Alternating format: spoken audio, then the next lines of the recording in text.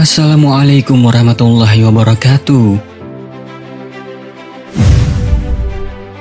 Syekh Abdul Qadir Al-Jailani adalah seorang waliullah yang masyhur. Beliau memiliki ilmu yang luas dan juga memiliki banyak karomah atas izin Allah Subhanahu wa Ta'ala. Syekh Abdul Qadir mengaku pernah mengembar seperempat abad ke berbagai negara. Selama itu pula, dia hanya memakan tumbuh-tumbuhan dan meminum air sungai. Dia bahkan dapat bertahan tanpa minum selama 1 tahun. Al-Manawi pernah berkata, di antara keramat Syekh Abdul Qadir ketika masih bayi tidak mau menyusu kepada ibunya setiap siang tiap Ramadan, dan seumur hidupnya Lala tidak pernah menjatuhkan kotoran kepada dia. Selain itu, Syekh Abdul Qadir pun juga memiliki gelar Sultanul Aulia atau rajanya para wali. Lantas, bagaimana asal mula Syekh Abdul Qadir mendapatkan gelar rajanya para wali? Simak ulasannya sampai akhir hanya di channel Lensa Aswajah.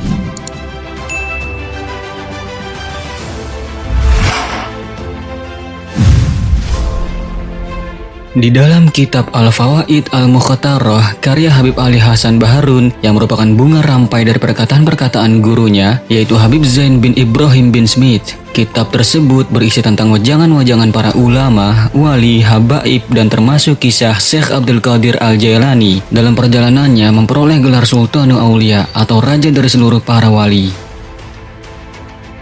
Di waktu menimba ilmu, Syekh Abdul Qadir Al-Jailani berteman dengan dua orang yang bisa dibilang cukup cerdas dan pandai, yaitu Ibnu Syaqo dan Ibnu Abi Ashrun. Pertemanan itu berlanjut hingga mereka bertiga ingin mengunjungi seorang wali yang berpangkat wali Al-Ghaus atau penghulu wali pada masa itu. Rumah wali yang ingin dikunjungi tersebut cukup jauh dari hiruk-pikuk keramaian kota. Mungkin lebih tepatnya bisa dikatakan dengan daerah pelosokan. Tapi keinginan mereka bertiga untuk bertemu sang wali tersebut tidak terhalangkan walau jarak yang demikian jauh. Dan sudah barang tentu kunjungan mereka itu tak lepas dari maksud dan tujuan.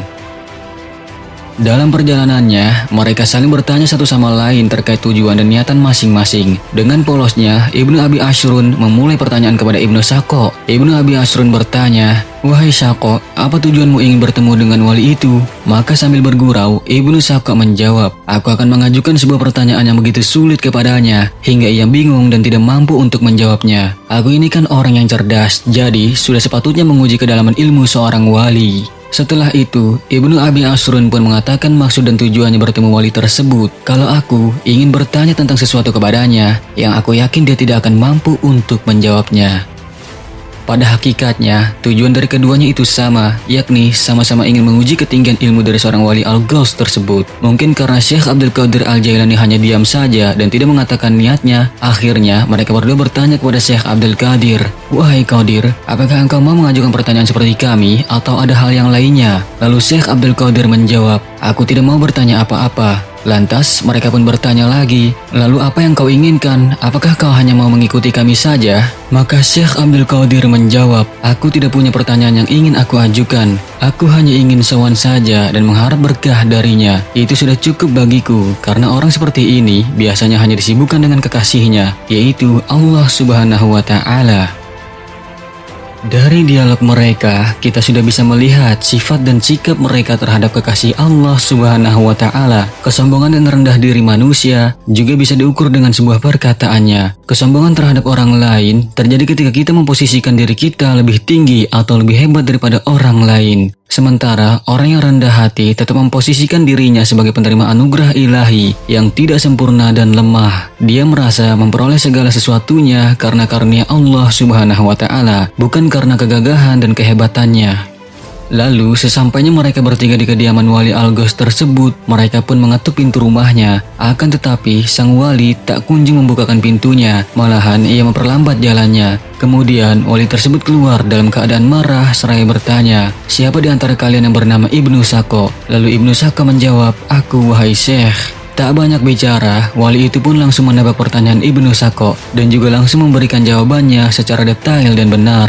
Begitu pula dengan pertanyaan dan jawaban Ibnu Abi Ashrun. Setelah itu, wali Al-Ghaus itu pun langsung mengusir mereka berdua dari hadapannya. Sebelum mereka berdua beranjak dari kediamannya, wali itu mengkasyaf atau membaca lewat batin mereka berdua dengan keramahannya. Wali itu berkata, "Wahai Ibnu Syaqo, dalam pandangan batinku, aku melihat ada api kekufuran yang menyala dalam tulang rusukmu. Sedangkan kamu Ibnu Abi Ashrun, sesungguhnya aku melihat dunia berjatuhan menimpa tubuhmu." Lalu sampai pada giliran Syekh Abdul Qadir Al-Jailani. Wali Al-Ghaus itu hanya memandang sekujur tubuhnya, dan tak lama kemudian ia pun berkata, "Wahai anakku Abdul Qadir, aku tahu tujuanmu ke sini hanya ingin berkah dariku, dan insya Allah tujuan baikmu akan tercapai." Sebelum wali itu menyuruh Syekh Abdul Qadir pergi, wali itu berkata kepadanya, "Aku melihat kamu berkata padaku, kakiku ini berada di leher seluruh para wali di dunia ini. Sekarang pergilah anakku."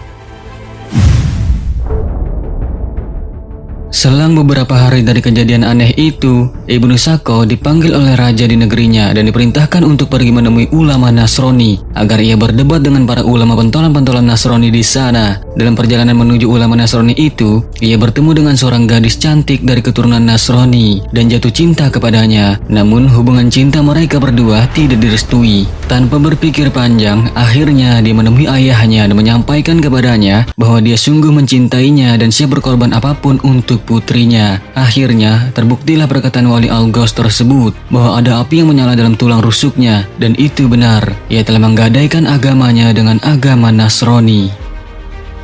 Sedangkan Ibnu Abi Asrun diberi jabatan oleh raja di negerinya untuk mengurusi harta wakaf dan sedekah, dan jabatan itu datang terus-menerus dari seluruh penjuru kota tersebut. Kemudian dia sadar bahwa ini merupakan doa dari wali Al-Ghaus tersebut. Sementara itu, Syekh Abdul Qadir Al-Jailani mendapatkan makom tertinggi dari Allah Subhanahu wa Ta'ala berkat sikap rendah dirinya kepada seorang wali, dan beliau diangkat menjadi raja dari seluruh para wali di muka bumi. Lalu pada saat ketika mengajar muridnya, dia pun pernah berkata seperti apa yang dikatakan oleh wali Al-Ghaus tersebut, "Kakiku ini berada di atas lehernya seluruh para wali." Dan ketika Syekh Abdul Qadir mengatakan itu, maka perkataannya didengar oleh seluruh wali di penjuru dunia. Lalu mereka para wali berikrar dengan mengatakan, "Sami'na wa ata'na."